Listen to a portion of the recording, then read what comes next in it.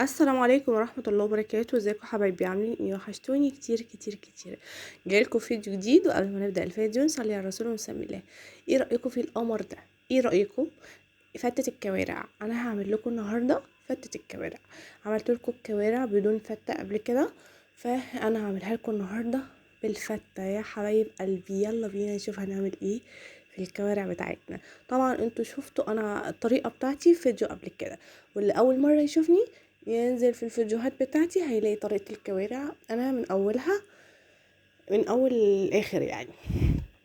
تمام حبايب قلبي، هنا معايا خلاص عملت الكوارع وسلقتها، وزي ما انتم شايفين كده ده بدوب بسم الله ما شاء الله تبارك الرحمن. ايه معايا هنا حله، انزل بنقطتين من الزيت او معلقتين من الزيت. تمام حبايب قلبي، ومعايا معلقه من الثوم وهنحمرها. تمام حبايبي كده. طبعا طبعا بقى ما تنسونيش بقى بالاشتراك واللايك والشير علشان يوصل لكم مني كل جديد. خلاص كده حبايب قلبي، انا هحمر التومه وننزل بمعلقتين خل، وريحتها تحفه تحفه تحفه بسم الله ما شاء الله تبارك الرحمن، مغرقه البيت كله بسم الله ما شاء الله. وما تنسوش حبايب قلبي صلي على الرسول المصطفى عليه افضل الصلاه والسلام. حبيبي يا رسول الله، كل سنه وحضراتكم طيبين. اللهم بلغنا رمضان. يا رب يا رب يا رب. تجعلها سنه سعيده على الكل. انا نزلت اهوت حبايب قلبي بمعلقتين خل او ربع كوبايه، ربع فنجان من الخل، وشفشق الطماطم اهوت ضفته، واسيبها بقى تسبك براحتها. وبعدين نرجع نشوف هنعمل ايه كمان تاني. لا حول ولا قوة الا بالله العلي العظيم. انا اسفة بس ايه، عندي برد، فانا تحسي ان انا صوتي متغير شوية. خلاص كده انا ضفت اهوت معايا سبيكة الصلصة. فانا هضيف بقى البهارات بتاعتي، عبارة عن معلقة صغيرة من الملح، ومعلقة صغيرة من الفلفل الاسود، ومعلقة صغيرة من الكمون، ونقلبهم كويس. وخلاص بقى نضيف ايه كبشتين من الشوربة، شوربة الكوارع. طبعا انا عملت جنبها طبق ملوخية كده حلو بشرب، يعني بشوربة الكوارع. عملت الملوخية بشوربة الكوارع، كانت تحفة تحفة ما شاء الله تبارك الرحمن، كانت ريحتها جميلة جدا وطعمها اجمل. كله يقولي بقى ايه رأيكم في الكومنتات، عجبتكم الفتة بتاعتي ولا لا؟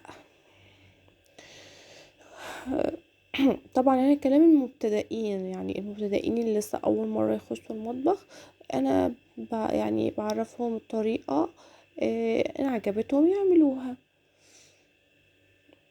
وهو بقى قوامها بالشكل دوت، خفتها خالص بكبشتين الشوربه. وهنا معايا معلقه من السمنه، ومعايا عيش بلدي مقطعاه. طبعا اي عيش عندك متوفر عندك قطعيه، وايه تضيفي بقى، ضفت العيش على السمنه كده، بحمصه يعني، بحمص العيش. لا حول ولا قوه الا بالله العلي العظيم. اللهم صل وسلم وبارك على الحبيب المصطفى عليه افضل الصلاه والسلام. حبيبي يا رسول الله. طبعا بقى انا اقلب العيش، بفضل اقلب فيه كده لحد ما يتحمص خالص خالص كده، ويبقى لونه ذهبي كده، زي ما هتشوفوا كده، زي كده بالظبط يا حبايبي. متقرمش وشكله جميل وطعمه كان جميل والله بسم الله ما شاء الله، يستاهل بقك والله. الف هنا على اللي اكله، الف هنا على اللي هيجربها. لا حول ولا قوة الا بالله العلي العظيم. سبحان الله وبحمده سبحان الله العظيم. طبعا احنا في شهر رجب وايام مفترجة حبايب قلبي، كتروا في الاستغفار كتير كتير كتير. ربنا يتقبل مني ومنكم يا رب العالمين.